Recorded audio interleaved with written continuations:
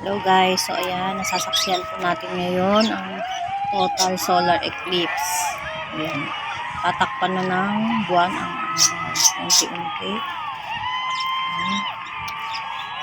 Hanggang sa talagang makover niya na yung araw. Nag-a-align na po yung planeta natin, yung buwan at ang araw. So ayan guys, unti-unti na siyang natatakpan. So ayan.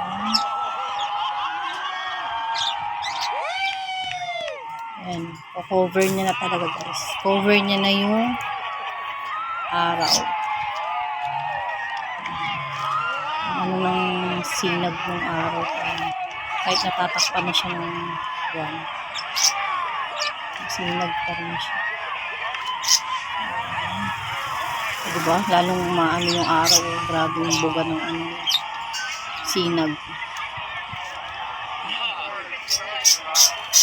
April 8, 2024. Yung total solar eclipse guys. Yung masasaksihan po natin. Grabe no? Ang ano ng buga talaga ng araw. 1, 2, 3. Liwanag pa rin niya kahit natatakpan na siya.